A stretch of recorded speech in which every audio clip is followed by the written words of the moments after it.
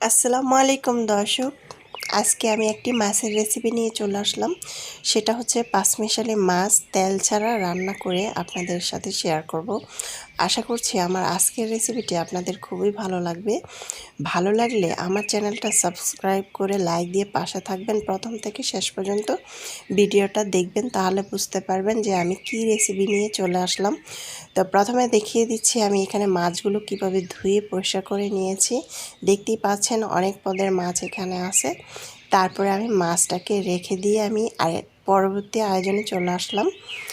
এখানে প্রথমে কড়াইয়ের মধ্যে আমি মাছগুলো নিয়ে এখানে পেঁয়াজ কুচি দিয়ে দিলাম আধা কাপ, কাঁচামরিচ কুচি দিয়ে দিলাম আধা কাপ, তারপরে আমি জলপুই এভাবে কেটে ধুয়ে পরিষ্কার করে নিয়েছি। 1 টেবিল চামচ ভর্তি করে, মানে চামচটা ভর্তি করে আমি 1 টেবিল চামচ লবণ দিয়ে দিলাম। তারপরে হলুদের গুঁড়া 1/2 টেবিল চামচ, মরিচের গুঁড়া 1 টেবিল চামচ, ঝালের জন্য আমি একটু বেশি বাড়িয়ে দিলাম মরিচটা। তারপরে এখানে ধনিয়ার গুঁড়া দিয়ে দিলাম 1/2 টেবিল চামচ, জিরার গুঁড়া 1/2 টেবিল চামচ। তারপরে আমি এখানে দিয়ে দিলাম রসুন বাটা একটু বেশি পরিমাণ, 1.5 টেবিল চামচের মতো। তারপরে আমি হাতের সাহায্যে এটাকে ভালোভাবে এভাবে করে মেখে নেব।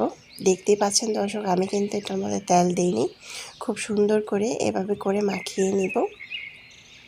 মাখিয়ে এটাকে আমি রেস্টে রেখে দেব 5 মিনিট। 5 মিনিট পর চলে আসলাম। এখানে আমি 1.5 কাপ পানি দিয়ে দিব।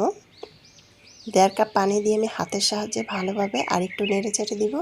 নেড়ে চেড়ে দিয়ে আমি ঢাকনা দিয়ে ঢেকে রেখে দিব প্রায় 10 মিনিট। চুলার আঁচটাকে বাড়িয়ে, প্রথমে আমি 5 মিনিট বাড়িয়ে রাখবো, তারপরে আমি 5 মিনিট কমিয়ে রাখবো। তো 10 মিনিট পর চলে আসলাম। দেখতেই পাচ্ছেন আমার তরকারির ঝোলটা কিন্তু একদম শুকনো শুকনো হয়ে গিয়েছে। তারপরে আমি ধনেপাতা কুচি দিয়ে দিলাম উপর থেকে ছড়িয়ে। তো দর্শক, আমার আজকের রেসিপি ছিল টক। গ্রামে যেভাবে তেল ছাড়া টক রান্না করে আজকে আমি আপনাদের সাথে সেটাই শেয়ার করলাম। আশা করছি আমার আজকের রেসিপিটি আপনাদের খুবই ভালো লেগেছে। আমার সাথে এতক্ষণ থাকার জন্য অসংখ্য ধন্যবাদ সবাইকে। গরম গরম ভাত দিয়ে দুপুরবেলা খেতে কিন্তু অসম্ভব মজার হবে তেল ছাড়া এই টকের তরকারিটা। বেশি বেশি ভালো থাকবেন, খাবার কখনো অপচয় করবেন না। আল্লাহ হাফেজ।